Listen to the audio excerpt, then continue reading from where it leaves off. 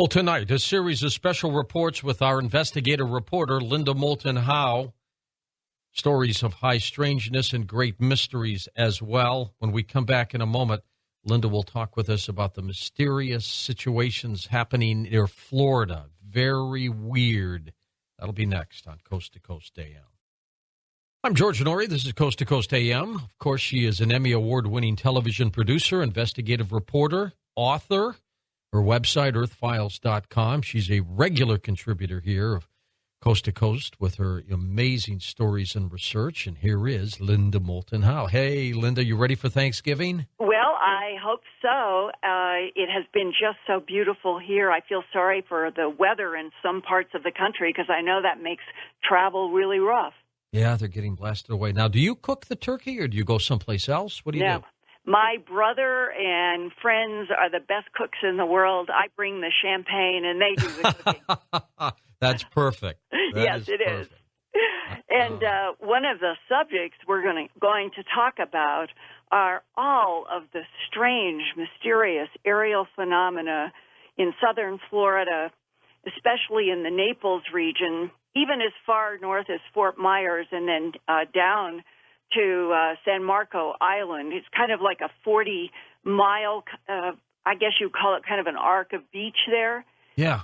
But this year of 2010, I had no idea how much was happening until after last month's Coast. A friend of mine who lives in Naples sent me a local newspaper article. And it was from the Marco Eagle Sunday edition. And it was an article called Starry Nights, Unexplained Sights by Tom Williams. He's an author of adventure novels. One is called Lost and Found, and he lives in that area. Mm-hmm. And he had interviewed Morgan Beal, who is the Florida State Section Director for MUFON. And lo and behold, since January of this year, MUFON and local police and fire authorities have received a lot of calls from Naples, from the Isles of Capri and Marco Island about highly strange aerial lights that spin and form geometric patterns that keep changing, and even one very large object of unknown origin that has been compared to a gyroscope because it has both horizontal and vertical bands of lights that spin around and around a central bright glowing center. And there was one local fisherman, he wants to remain anonymous, and he reported seeing this large bright aerial gyroscope right above his boat. And then Tom Williams quoted him as saying, and here is a quote, "A very distinctive black void appeared within the center of the glowing white light. As the black opening began to grow larger than the surrounding light, the fisherman thought a door or a portal was opening," close quote. The fisherman sped away in his boat, but he could see this bright orb descending into what would be the thick mangroves on Johnson Island. And it turns out that it is Johnson Bay and Johnson Island that have seemed to be the main focus of the unidentified light phenomena this year, and some explorers have even found half a dozen circular bare spots in the mangroves where nothing grows. One of the residents sent me an aerial image, which is at earthfiles.com right now, of one of these strange, this is at about an 18-foot diameter circle in the mangroves where nothing is growing. Well, one of the closest encounters with the aerial gyroscope occurred on May 26th near the Isles of Capri, not far from Johnson Bay. Ann Hall is a retired school administrator and a columnist for the Marcos Island Sun-Times. She was with her husband, Eddie, and neighbors Ginny and Chuck Walton from around 10 p.m. to 11:15 p.m., so at least an hour. The night of May 26, all four watched with cameras and binoculars as this large orb with colored light spinning horizontally while white light spun vertically hovered over the bay near their homes. Ann Hall became frustrated with trying to get her camera to work and decided to sketch what she was seeing through binoculars right then and there. And you can see that fascinating sketch at my news website, earthfiles.com, and many of colored photos of these persistent strange lights that I have been gathering from various people. Now, here is Ann Hall to tell what she has seen in the Isles of Capri, Florida. Okay, here we go. And it was this gigantic white ball of light, and it was absolutely breathtaking to look at. I mean, it was just beautiful. It was like the most vivid ball of light, Christmas ornament, or whatever you want to call it, that I've ever seen in my life. And it left you just feeling like you couldn't explain what you were looking at, and you couldn't take your eyes off of it, but it was too bright to stare at it. And in your drawing, you've got colors. And what kind of size do you think this is? The lights ran vertically as well as horizontally, and it seemed as if the colored lights ran horizontally around a bright white globe-like object, but you could put your hand in it if you'd been close to it. It's the way you felt, because you could see into it. And what I saw was inside of it, sometimes it looked like a black hole, and other times it looked like a great big piece of aluminum or something of some sort. I mean, it was so reflective. And then through the binoculars, we could see it had these little jagged things coming off the top and the bottom. They were white or clear or? They were more white, and this thing, it gave off like a pulsating yellow and white light, but it was absolutely, totally silent. And anything around here that we see coming in from a half a mile away, you can hear, because the voices of people coming in on boats and noises coming in reflect on the water. And we could hear nothing, absolutely nothing. It was like a huge gyroscope is the way it looked. All this stuff was spinning around some kind of a center sphere. Right, around some kind of a center. And then describing where it was in relationship to us, I would say it would be about not even a block down the street, and then straight up over the water, which would have been facing a little bit northwest. We kept looking at the thing, and it would go out, like it just disappear, and then it would come back. It would slip up, and then it would slip down, and it would dead out to the right. And that Eddie, my husband, one time ran to the backyard to see if it was going in that direction. It looked like it went to the right and disappeared, and he ran to the backyard and it wasn't there, and then all of a sudden we saw it just like come back up again, just out of nowhere. Size?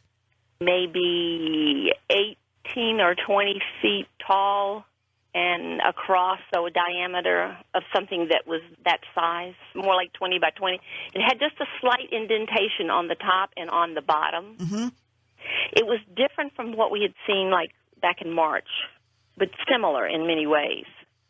So we're talking about a May 26th event in which there are 4 eyewitnesses, and you are on the Isles of Capri near your home. Right. Actually, there were more, because a lady drove down the street and asked what we were doing, because my husband had lit citronella candles in the driveway because you may have mosquitoes at night.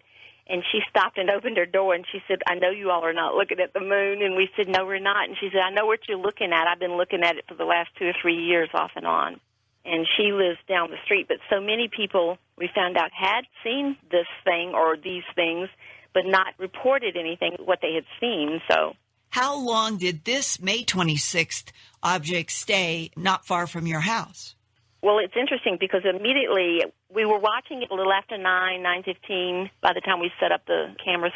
It's like time slipped by. We had no idea that the time had gotten so late, and we couldn't believe that it just went out, as if you had just snuffed it out like a candle. And this time it didn't come back? And it did not come back, no. In March, which would be 2 months before, what happened? In March, it was on March the 27th. I remember it vividly because I came down and we had, my husband and I, we are in a 2-story house, and our bedroom is downstairs, but it's an interesting house. You have to go outdoors to get downstairs. It's a screen area outside, a pool, and so you go out of the upstairs to come down. So we watched television upstairs, and at 10 o'clock, we turned the TV off and started down, and it was pouring cats and dogs, raining, and here we were having to go out to come down. So we stopped at the top of the steps under the porch overhang, and we were just watching the rain when all of a sudden, out of nowhere, this big, humongous white globe-like ball of light just dropped down out of the sky and hovered. And this one was even closer than the other one. And it hovered. The first night it had been raining, and we had gusts of wind up to 45 miles an hour, and the object didn't budge. There was no sound. There was no noise. It was about 150 feet over Johnson's Bay, which is towards the back of our house. And then the next night, we still had the weather conditions similar, although the rains had stopped and the winds were still hard, but not much more than 20-mile-an-hour winds. We watched for about 20 minutes, and then it just kind of jotted off to the right, did this little gyration of movement, and it dipped down, and it looked like it was just going to go down into the water, and it just disappeared.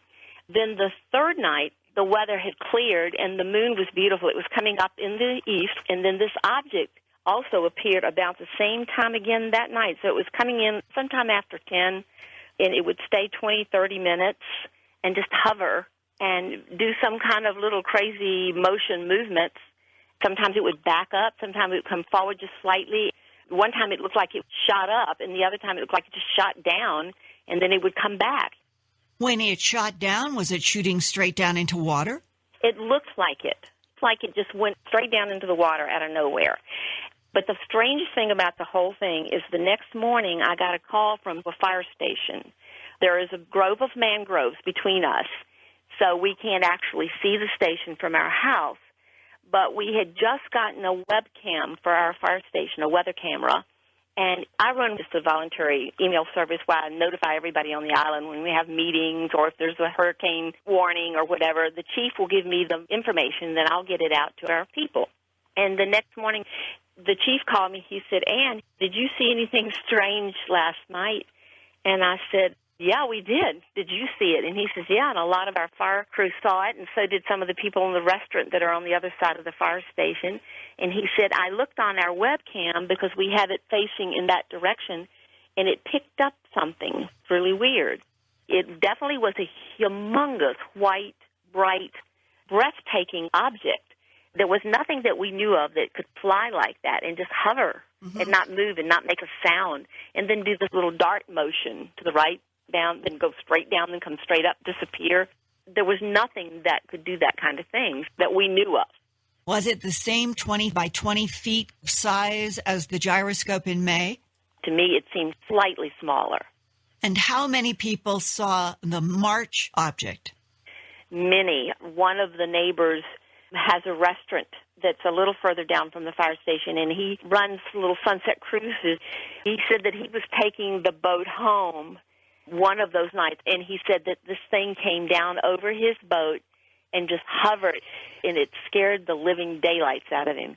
What he had seen are these huge places. I mean, one he described was as large as our church across the street, maybe be 150 by 130. And these are circles in the mangroves where no mangroves or anything grows, but they are big circles. That's right. And he said that the sand was so white, it was glass-like. One of the circles that he described when he pointed where it was is just about in the same vicinity that Eddie and I saw that first one in March. But the strange thing, when you see something that large, you can't visualize it going down into the waters here because they're not that deep. The water in the middle of where this would be maybe at the most 16, 18 feet deep. Wow. 20 feet deep. And in the mangroves, of course, they're taller, but the only really deep water we have is in the river. And, of course, people have seen it in the river, too, right over the river. So we've had a lot of different sightings, and most of them are similar in that they are the globe-shaped one, although some of the people have also seen some that were shaped more like a V with lights. Now, since May of 2010, and we're speaking in the middle of November, have there been any other reports by people in the Isles of Capri about any similar glowing objects or this big gyroscopic object? Absolutely. On the night of July the 8th, this thing appeared again, and this time it was smaller. My son and daughter-in-law set up a video camera and their digital camera, and they proceeded to take movies and still shots. And it was moving towards us and backing up and sometimes it would turn sideways, and it looked almost like a torpedo shape. And so when it would turn forward towards us, it had a round shape. But then when it turned on the side view, you could see like a bar in the middle between it, and it almost looked like there were two balls hooked together. Like a dumbbell? Yeah, like a barbell type thing. And what color was that? It was a red and yellow glow, like white when it was facing you, and then when it turned sideways, you would see red and yellow glowing spiral thing in the middle of it that was like a handle if you were hooking two things together, like a barbell, like the part that you hold on to with your hand. And would one side of the barbell be red and one side be yellow? I couldn't tell whether it was just spinning and we were seeing the colors that way. It was actually scary because it kept coming towards, like it was coming towards you, and then the light went out. But the strangest thing about that whole night is while they're videotaping and taking still pictures, the thing came towards us and then it went out. And when it went out, both of their cameras went dead at the same time. I ran in to see if we could find another battery to put in the camera. In the meantime, when I came back, she was yelling, "It's back," and our cameras are back on. And when we looked back at the video footage of what she had gotten, right, it never showed the camera going off ever. But it appeared to have lost all its power at the same time that our son was holding the digital camera and his went out. You have an image that is on the videotape during the time that you guys thought it was not functioning? Yes, we did. And, George, I have some of the video and frames from the video at earthfiles.com so people can see exactly what was happening. And I learned just recently, and in fact, did another interview this afternoon with the Naples fire chief, that is Steve McInerney, and learned about dramatic events that took place on September 14th, not very long ago. It was between 8:30 that 911 calls started going into the fire chief and the police, and he took off for the Naples Pier. There were 50 or 60 people already there with cameras, and out, he didn't think it was more than a couple, maybe 2 miles, 3 miles. There were lights, and you can see at Earth Files, because I've tried to put them in kind of a sequential, taking samples from a whole bunch of videos that he has shared with me and giving examples of what happened over an hour of time between 8:30 and 9:45 p.m. on September 14th. And as you look at the photos, you see that there are like 3 yellow spheres, and then there are 4. Then they turn into an arc. Then they turn into a V. Then they turn into what Chief McInerney described as looking like a Ferris wheel from the side. And the lights had this curve, and they kept moving, and they had the appearance of each spinning. And then one of the lights drops away. There are fewer and fewer lights, and then suddenly 2 larger lights pop into screen, and looking on the video, they hold their position while they move horizontally. These 2 large orange objects never lose the distance between each other. It is as if they are locked by something, and you can see those dumbbells. And all of this took place with the fire chief and a couple of policemen and all these people watching. And then he told me that it was on the 9th of November, so this month, not very long ago. Not at all. No, that they had the police got a 911 call, and it was a woman in one of the high-rise condominiums with a good telescope, and she said she was watching this object and that it was spinning, and the police went to her condominium, looked through her telescope, talked with Chief McInerney, and he showed them Ann Hall's illustration that is at Earth Files, and the policeman said, "That's what we saw through the telescope." That's a great story. Linda's got much more when we come back on Coast to Coast AM. With our special guest tonight, our investigative reporter, Linda Moulton Howe, and here's some of the stories ahead with Linda. Dead and dying coral south of the BP Gulf oil disaster. ICBM heavy concrete silo covers moved aside by glowing discs. A Texas nurse has a close encounter with something bizarre, something non-human. More with Linda when we come right back on Coast to Coast AM. Linda, your next story still takes you around the Florida area, doesn't it? Well, the Gulf. And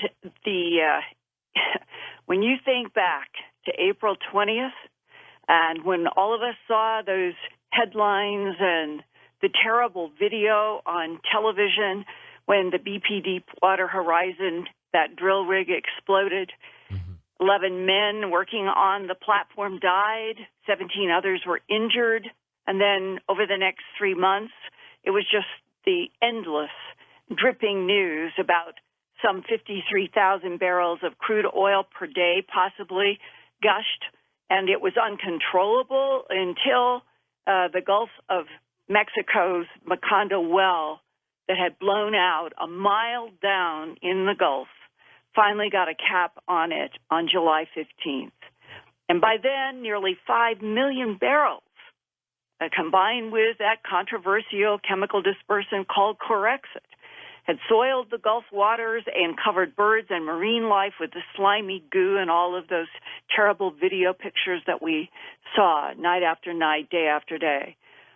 Well, in early August, a federal report tried to paint an optimistic picture by saying nearly 70% of the oil spill had already disappeared, either because of the dispersant or natural disintegration. And that government spin was blasted by scientists who argued that no one knew how many creatures, including the corals, had been killed on the Gulf Sea floor. And when that oil disaster happened, there was one scientist who was already in his 4th year of a NOAA-funded research project to examine deep water coral communities of them in the Gulf of Mexico.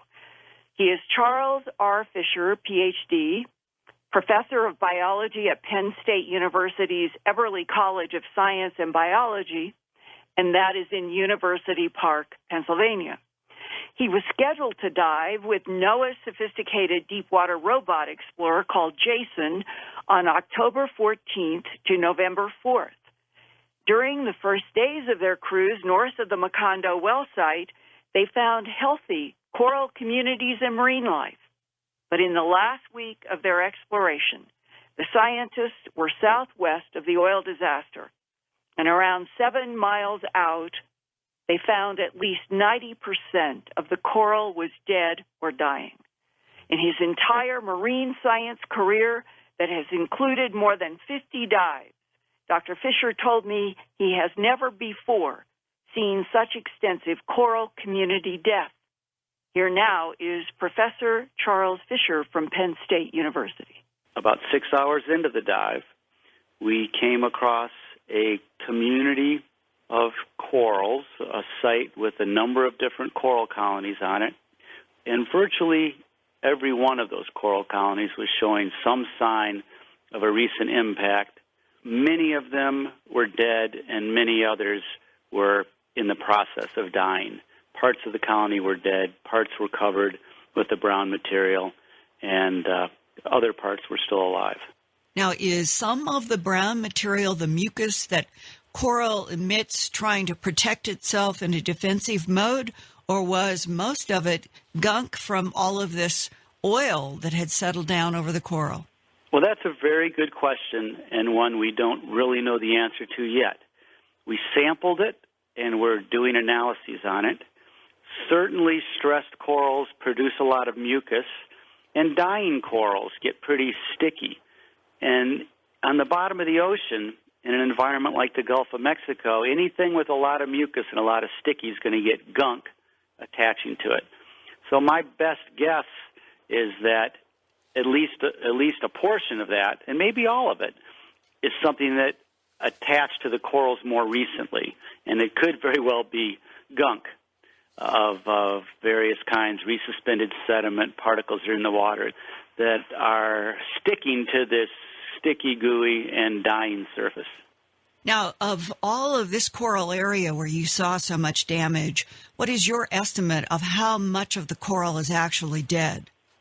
My estimate is that about 90% of the coral colonies in this community were either dead or dying when we were there last week. But we have never, in my years of work in the deep Gulf, encountered a community of corals that were dying. Until now. Until now. I've seen dead corals, I've seen live corals, but I've never seen a community that was dying. And the implication is that the BP oil disaster is directly related to a swath southwest of the Macondo well, where not only is 90% of the coral community that you've investigated dead or dying, but that when you go back to look further southwest, you might find even more devastation.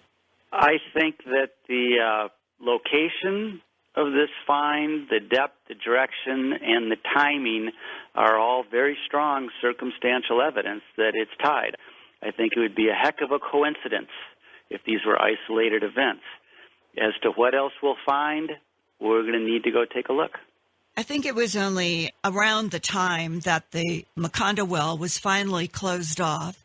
And I think that there were scientists who were saying that it didn't make sense that all of that oil and the dispersant that went into the Gulf for so long would just have disappeared. You know, we didn't find direct evidence of oil on the bottom at that site now. We found circumstantial evidence that something had happened there that had killed the biology that's there now.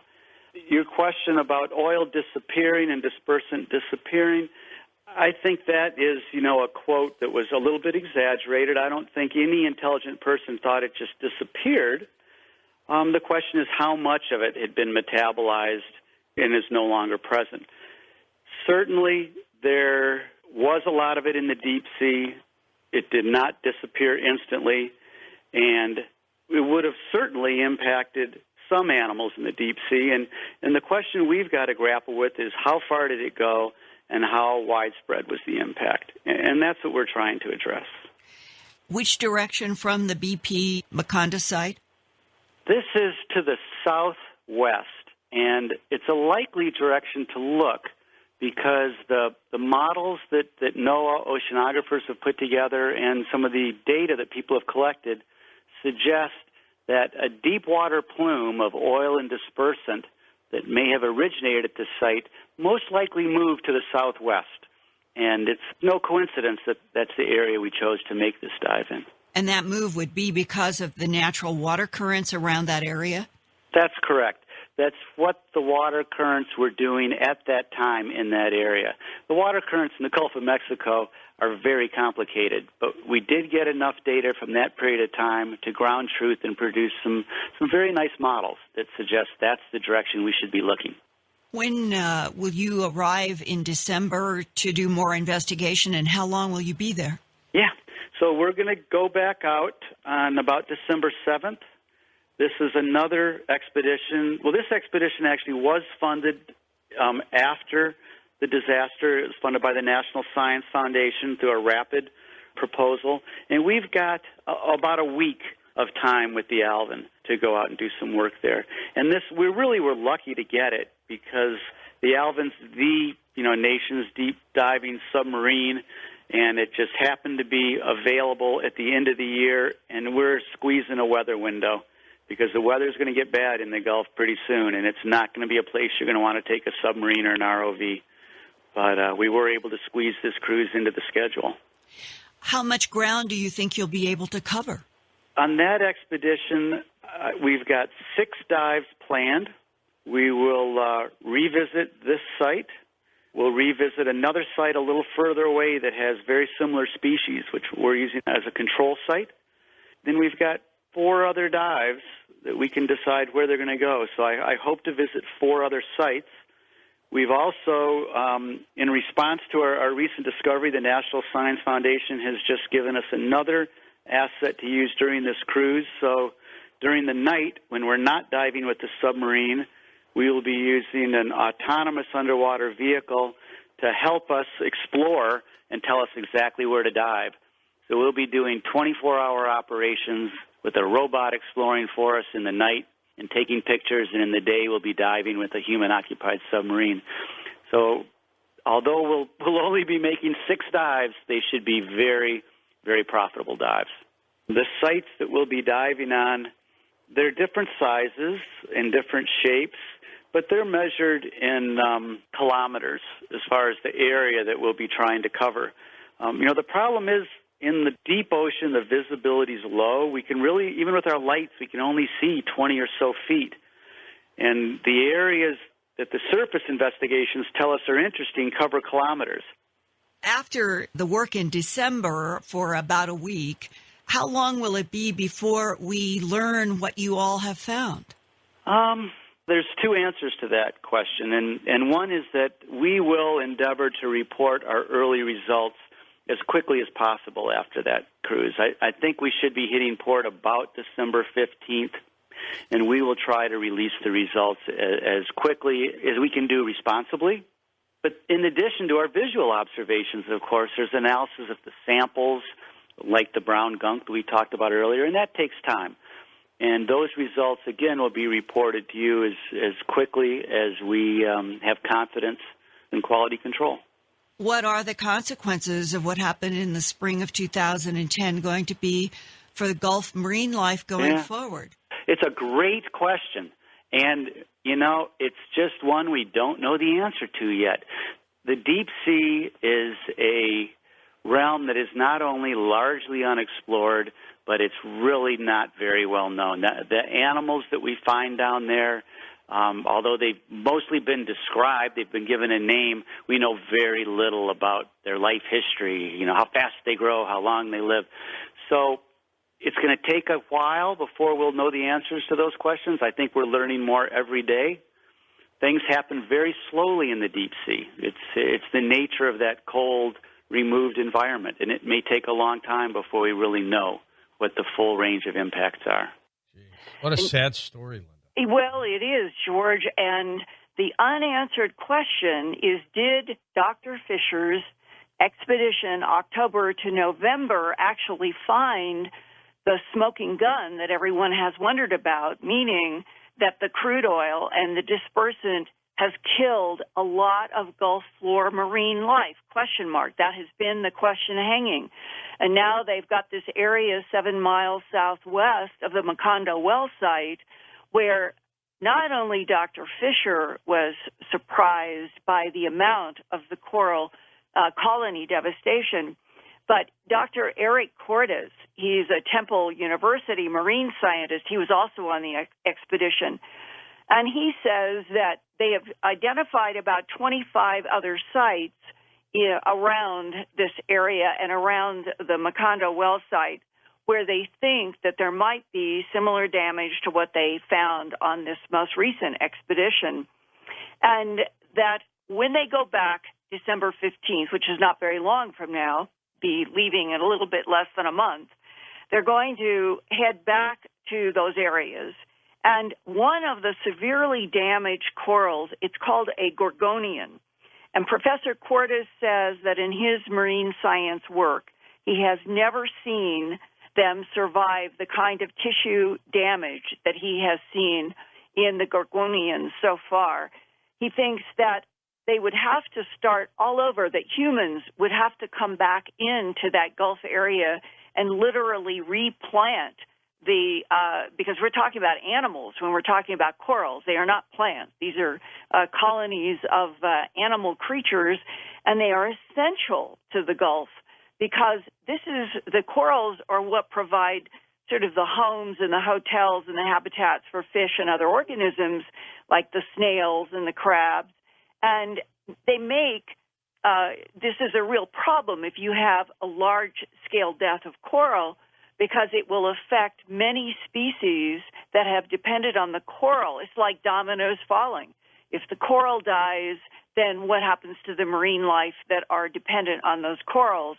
And in fact, as sad as all of this is 7 miles southwest of the Macondo well site in the Gulf, one of the recent stories coming from what's happening in our planet around the world in terms of coral deaths is coming out, new science research is coming out of the Indian Ocean and Southeast Asian region. Vast areas of coral reef have died due to excessive heat in 2010 alone. It is what researchers are now saying could be the world's worst coral losses ever on record in 2010, which makes the disaster in the Gulf even more important to find out because corals are needed everywhere and they are dying everywhere. One of the scientists in the Indian Ocean said, quote, "So far, colonies and 50% of colonies from other species have died since the heat in May of 2010 in that region of the world. And the losses stretch from the Seychelles off Africa to the waters around Sri Lanka, Thailand, Indonesia. And now the question is, as we head into the winter and then come, which is now the Southern Hemisphere's summer, what's going to happen to the Great Barrier Reef as the summer warms? And they're expecting that there will be coral losses there, and the question is, how big, how much? And in our own Gulf of Mexico, that same question is what is going to be on the minds of Professor Fisher and Professor Cortez as they head out on December 15th back to areas where they hope to cover kilometers this time looking. And George, in January, what I'll be reporting is what have they found in terms of how large spread is the 90% death of coral communities.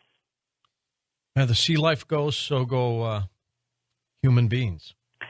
When you are on a planet that is this interconnected, and there are as many deaths and extinctions as are happening now, humans should take all of this as a gigantic alarm bell that life is not guaranteed here, not for humans or for anything else.